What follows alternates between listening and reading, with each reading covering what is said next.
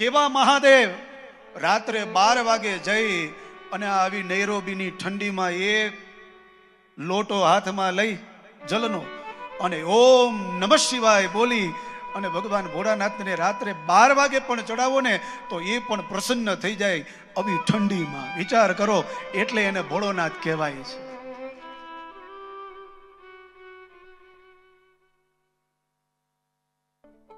તો એવા ભોળાનાથનો આખો મહિનો શ્રાવણ માસ. આપ સૌ ખૂબ જ ભાગ્યશાળી છો મારા વાલા. તમને આજે કેટલા બધા સાનિધ્ય મળ્યા છે. એમાં મેન 2 સાનિધ્ય છે. પહેલું સાનિધ્ય જેના તમે નિત્ય દર્શન કરો છો, ભગવાન રામજીનું.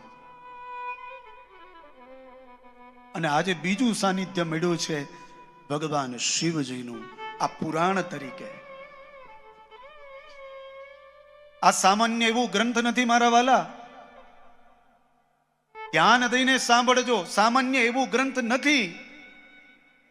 આ સાક્ષાત ભોળાનાથ છે, મહાદેવ છે. એ મહાદેવ આજે કૈલાસમાંથી મારીને તમારી વચ્ચે ઉપસ્થિત થયા છે. આ સામાન્ય એવું ગ્રંથ નથી. આ તો જે સમજે એના માટે છે.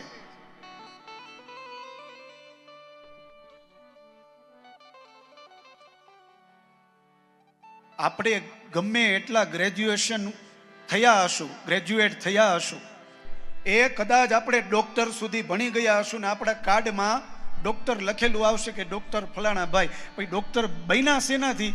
તો કે ગ્રંથ વાંચીને, પુસ્તક વાંચીને ડિગ્રી મેળવી ને. હા કે ના? હા કે ના? થોડો જવાબ આપજો એટલે મને ખબર પડે કે તમે બધા જાગો છો.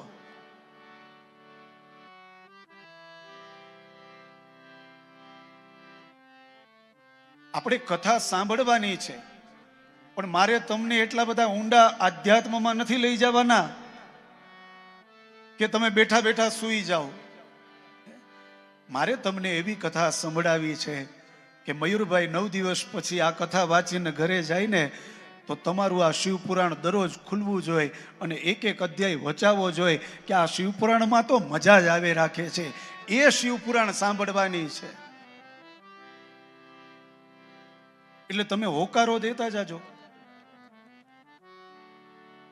આમાં ઘણા બધા શ્રોતાઓ મને ઓળખતા જ હશે.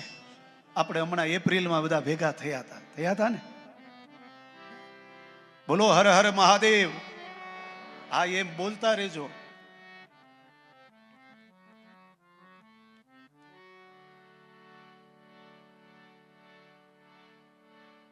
તો એક તો આપણે રામજીના સાનિધ્યમાં નિત્ય આવીએ છીએ દર્શન કરવા માટે, અને આજે શિવનું સાનિધ્ય મળ્યું છે. જેમ ભગવાન રામજીએ રામચરિત માનસમાં બતાવ્યું કે ભગવાન શિવની સ્થાપના કરી રામેશ્વર, આજે એવી જ રીતે શ્રી રામ મંદિર નૈરોબી દ્વારા આજે શિવલિંગની સ્થાપના આજે આ હોલમાં આ પરિવારે કરી છે.